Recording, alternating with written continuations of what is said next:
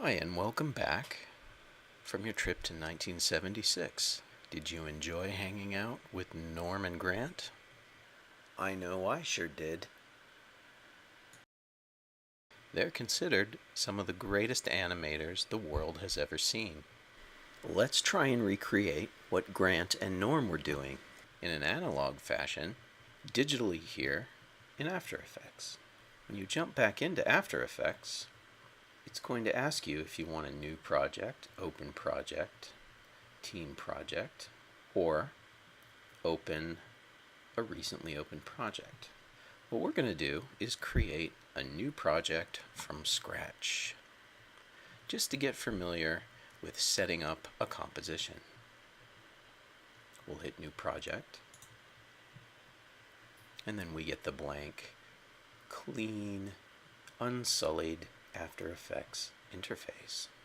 So let's do a new composition. Mouse over, click New Composition. Let's call this one Tempo. And we'll double check to make sure our settings are correct. We're in HD TV, 1080, 24. Width is 1920. Height is 1080. Good.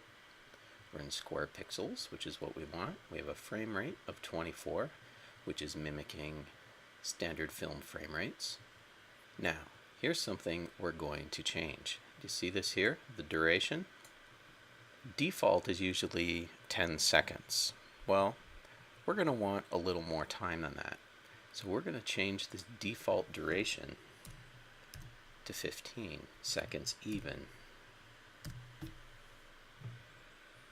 So now our entire project is going to be 15 seconds. Let's hit OK. And now you'll notice the timeline is 15 seconds long instead of 10 seconds long. If you wanted to change the length at any time, you certainly could do that. Go to Composition Settings and change the duration to whatever you like. If 15 seconds isn't long enough for you, let's say you want a minute and 15 seconds.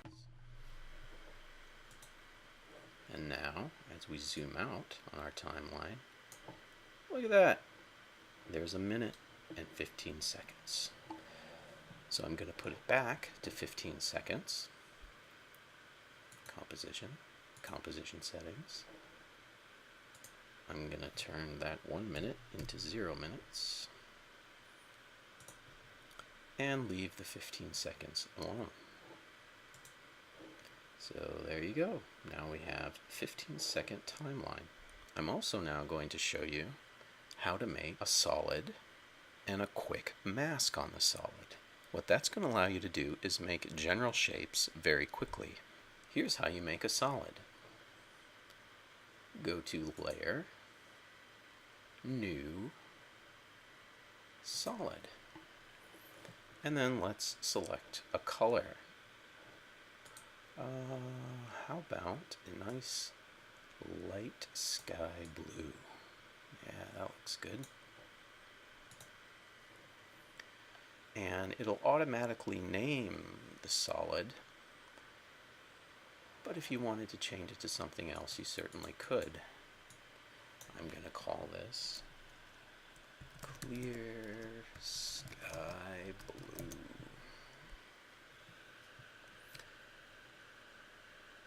We want to make the solid the size of the composition, so it'll be 1920 by 1080, and hit OK. Several things have happened. Our composition has just turned sky blue. And a clear blue sky layer has emerged in our timeline. So let's take a look at this solid.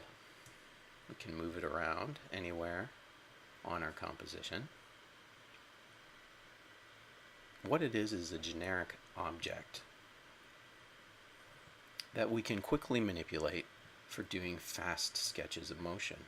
So what I would like to do is turn this solid into a circle for demonstrating tempo. Let's go up to the toolbar here and let's learn a new tool. This is the rectangle tool. Now you may say to yourself, how can a rectangle be a circle? Well, After Effects has some nifty tricks hidden up its sleeve. Click and hold the triangle tool. How tricky. We're going to select the ellipse tool. The ellipse tool will allow you to make an ellipse. When you're clicking and dragging it out, if you hold Shift, it will make a perfect circle. What's happened to our solid? And how did it turn into a circle? Well, technically, it's still a solid. But what we've done is add a mask to the solid. A mask works just like it does in After Effects or in painting when you want an area either revealed or covered. So what we've done is made a circle mask onto a solid. We're going to get rid of all the extra solid information here and just keep what's in the circle. So a transformer has opened under our clear blue sky. We now have a masks transformer. And then the mask itself has some options. We can have no mask. We can have an additive mask, or we can have a subtractive mask. Let's put it on additive mask. So now, if we click back to our selection tool and click on our solid, and we can have a perfect circle ready to do our animated bidding. As an extra added bonus, I'm going to show you how to add a mask to an external image as well. So I'm going to delete our clear blue sky ball, and then I'm going to go up to the project window. I'm going to right-click, import, file. This will allow us to bring in an external file. So in our practicing folder, I'll just bring in our unicorn image again. Alright, I'm going to drag the unicorn asset down to the timeline. And there it is. Okay, it's too big, so what are we going to do?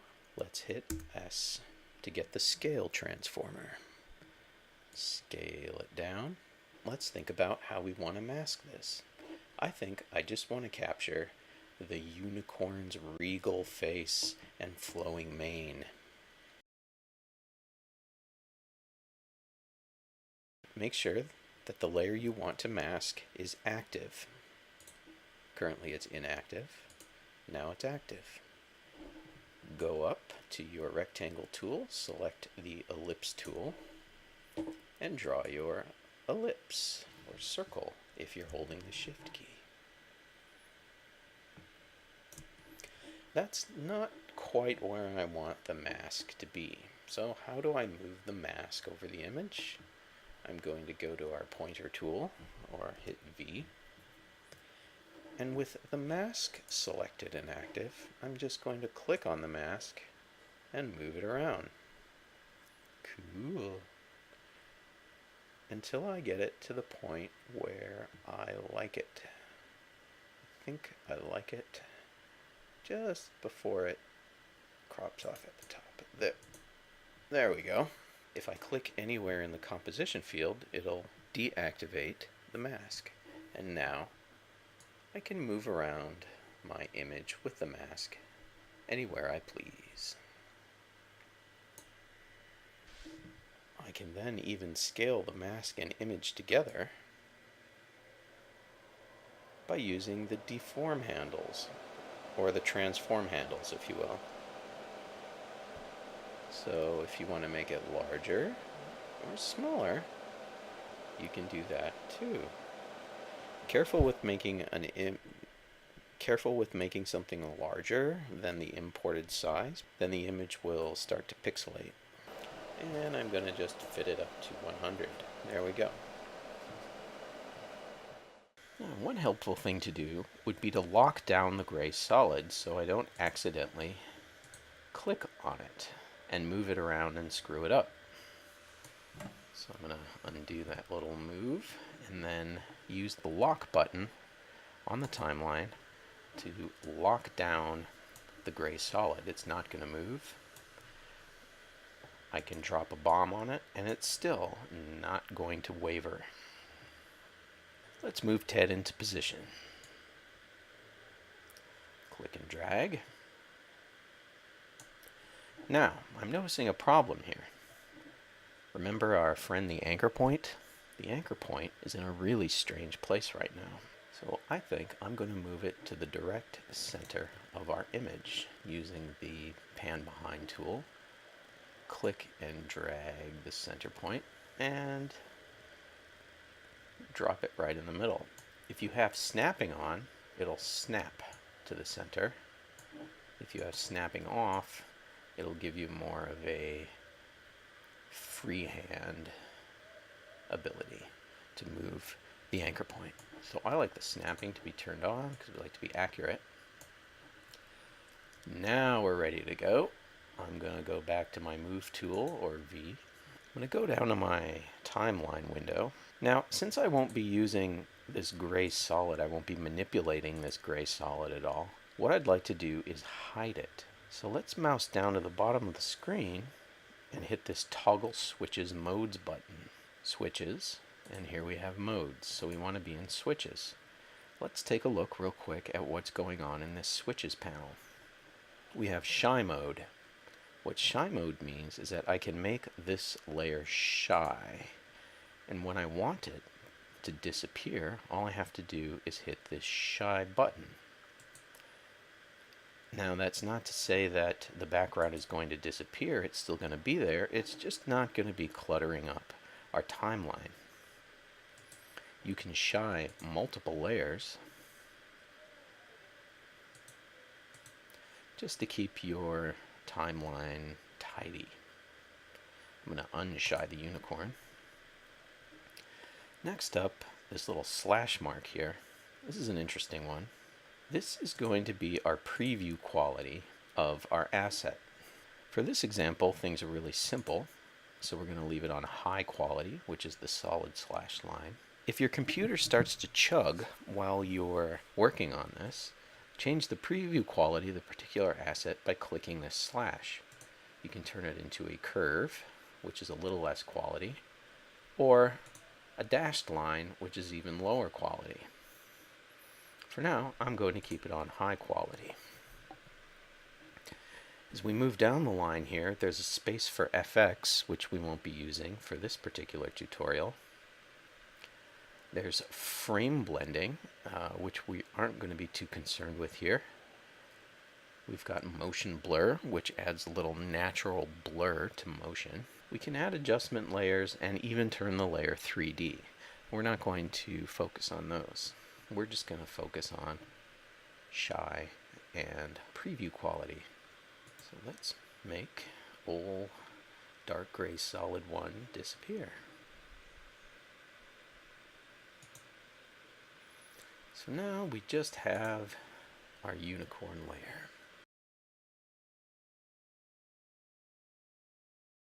So let's talk about keyframes. We already know what a keyframe is. How do we use keyframes with After Effects? Well, let's open our position transformer for the unicorn layer by pressing P.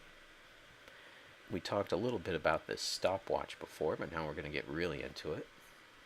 If we click the stopwatch, that means that our layer is ready to be animated.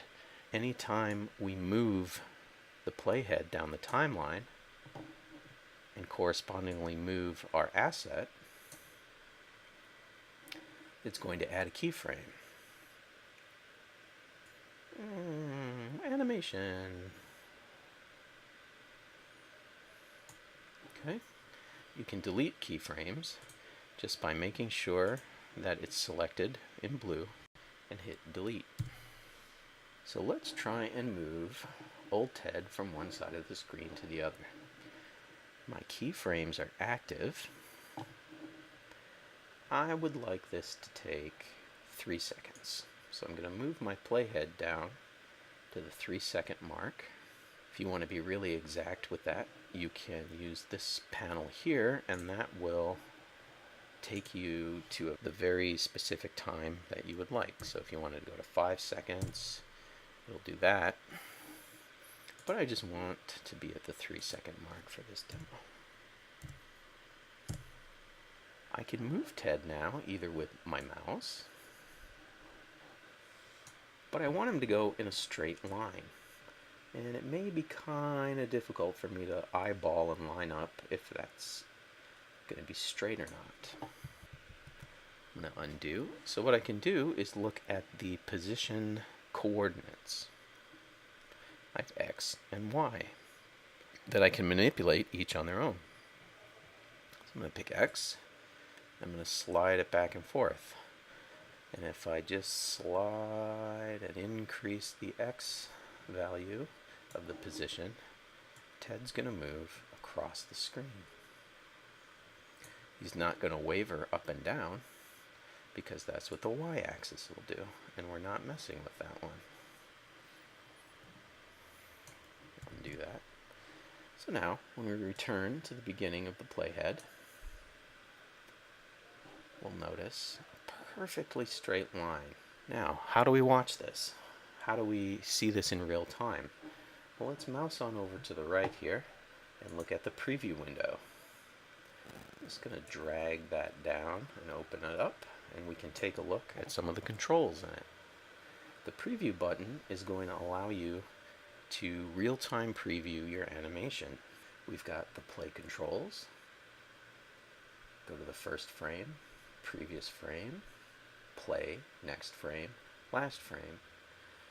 If you'd like to set the shortcut to be the space bar like it is in Premiere, you can do that. You'll typically want to include both video and audio, so make sure that these two buttons are active. This button is for showing overlays. Currently we don't have any overlays active. And if you would like the animation preview to loop or not, you can control that by clicking this button here. So currently it's on play once. If I click it again, it's on a loop. One more thing to consider in the preview palette is to make sure your frame rate is set correctly. Here you can change the frame rate anywhere from 120 frames a second to even 1 frame a second, which would look really strange if you played it back. So let's keep it at 24 frames a second at full resolution. Let's hit play.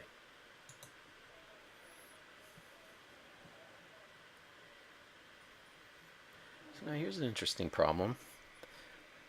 We're just concerned with the area between these two keyframes, but yet After Effects is playing our entire 15 seconds. So what I'd like to do is tell After Effects that I'm only concerned or interested in playing the first 3 seconds. I'm going to zoom into the timeline, make sure I'm right on my keyframe, hotkey N. If I just wanted to see Ted, I set the work area to 3 seconds and hit play. So now I just get this nice loop of the part I'm interested in, and the playhead isn't continuing down the timeline.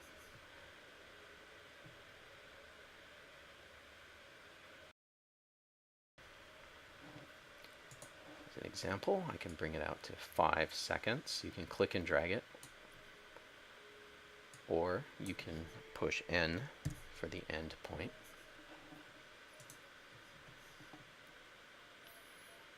And the preview stops where you tell it to.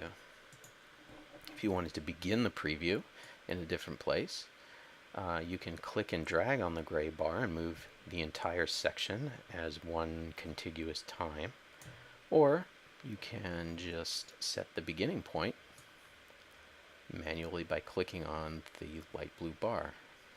You can also set the beginning point by hitting B.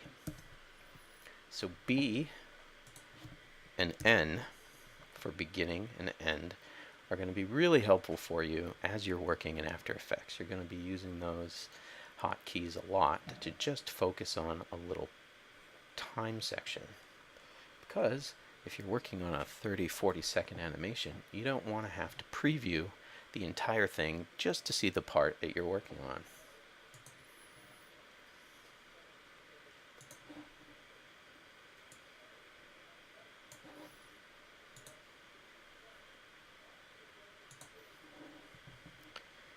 So I'm going to just set my work area to the beginning, press N, and my end position to the last keyframe. Now I can jump the playhead to the next keyframe by hitting this arrow button, or go to the next keyframe. I can navigate the timeline that way between keyframes. So I go to the last one, hit N, and now we've got a nice preview. I'm feeling like my window is getting a little crowded. I'm not using a lot of these palettes here, so I'm going to show you how to close them. This paragraphs tab here, we're not really using text, so why do we need it open? You can click on the drop down next to the word paragraph and hit close panel. It gives us a little more screen real estate. Since we're not using libraries or characters, we can close these two. Close panel, close panel. I don't think we're going to use effects and presets, so let's close that. We need the preview, that's really important, and the info can sometimes be handy as well. I'd like to show you now how After Effects is interpolating the position between the two keyframes. If I select my unicorn layer, the composition window shows me my first keyframe and last keyframe as larger squares. Well, what are all these little dots in here? All those little dots, we can zoom in. Let's zoom in on these little dots and take a look. Using my mouse wheel to zoom in, and I'm holding down my shift bar to get the moving hand tool so I can pan around my composition. Alright, now that we're zoomed in, when we zoom in, I'm going to be using the next frame button to gradually move frame by frame through the animation. As you can see, Ted's anchor point is hitting these little dots. Those little dots are interpolated tweens. After Effects has figured out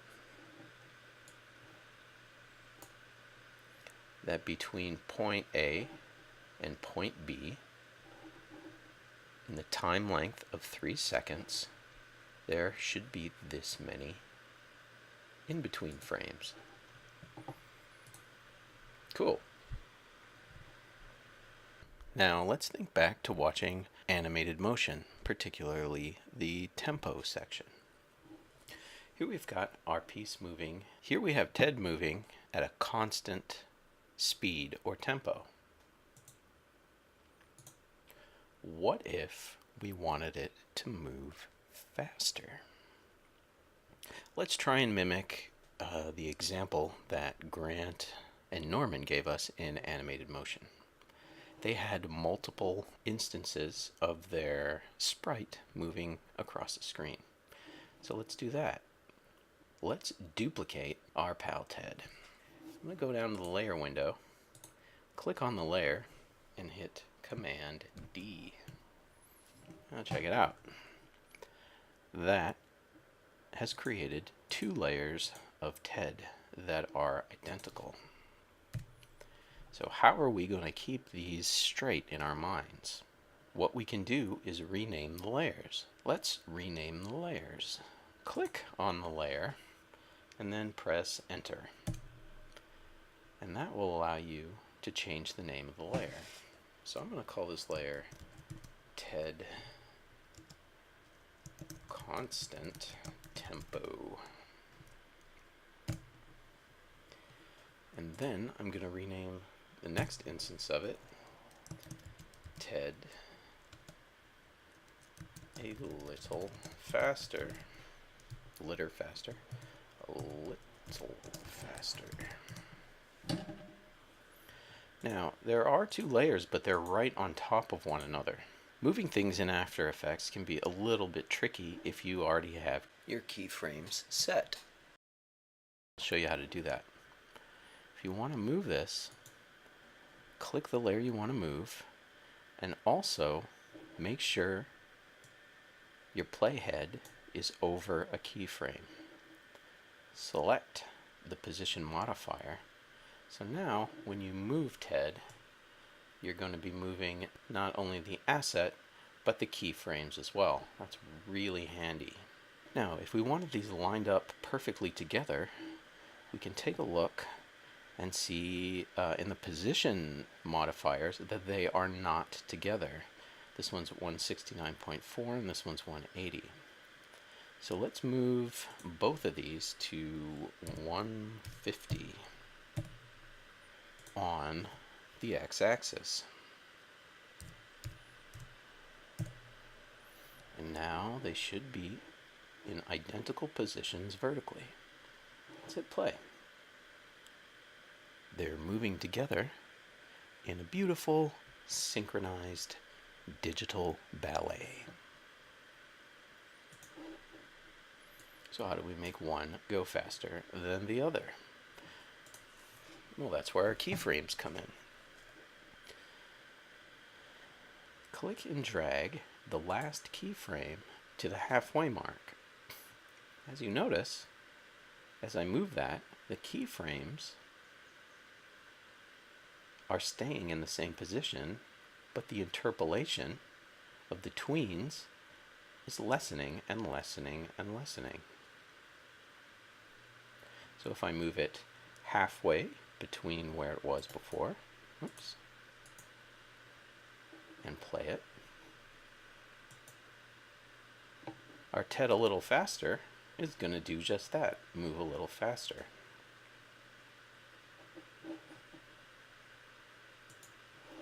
Let's do that again. That's really fun. I'm going to duplicate TED a little faster by hitting Command D. And remember how to move an asset with its keyframes. Select that set of keyframes you want to move. And bring it down. And remember, it should be at 150 to keep it consistent. I'm going to zoom out. Oh no, what's happening? We've got some TED action outside of our composition.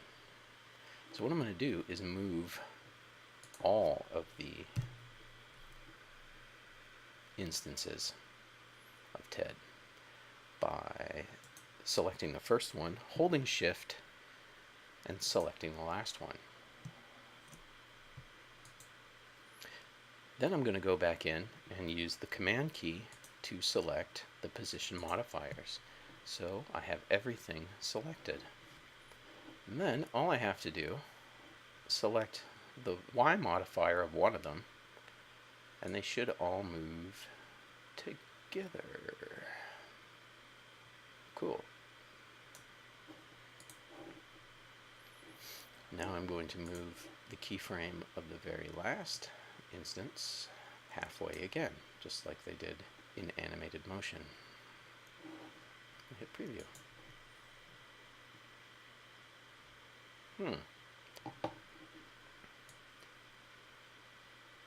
So our bottom instance isn't moving. Why is that? Well, let's take a look. This keyframe position is at 150, 851. The next keyframe is at 158.51. So even though we have two keyframes, we haven't told the second keyframe where we would like it to end. So we want it to all end in the same position, which is 202 on the Y, on the X-axis. Now where these sprites should end should be about 1,771, let's say. And let's do that for all of them. So we can move down to the next keyframe by putting over and typing in 1771. And then we're going to do that for the very last one too. Change this keyframe value to, oh, that's the wrong one. Change this last keyframe value to 1771. And let's see how that works.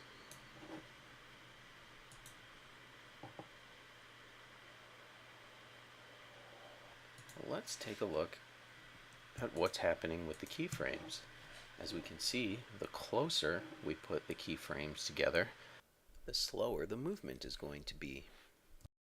And that is going to be important to know for our ball bounces, because we're going to want to vary the speed of our ball at certain specific places in the bounce.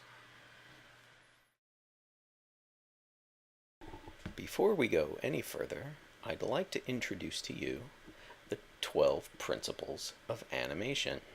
These essentially act as the 10 commandments of animation, plus 2 obviously.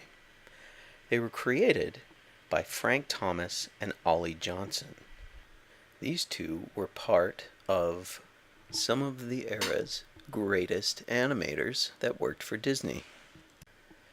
Since Disney was very concerned with naturalistic motion, this was a way for them to add the laws of physics as a set of rules to animation.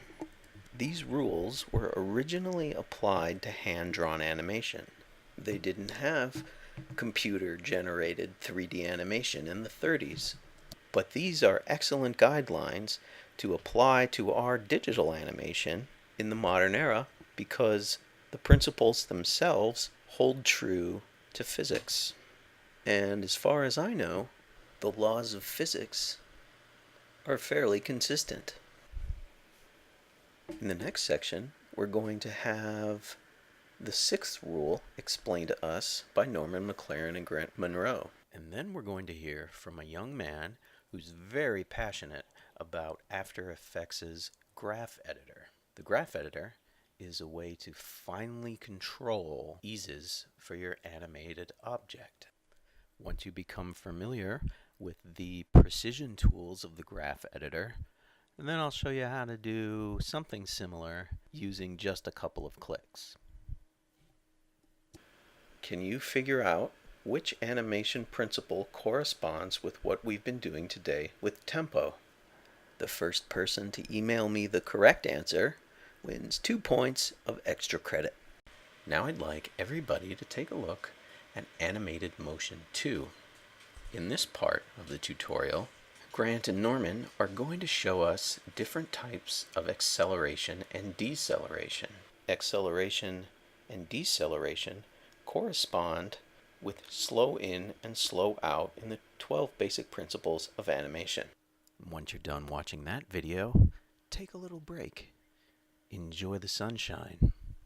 Then come back refreshed and watch utilizing the graph editor video. See you soon.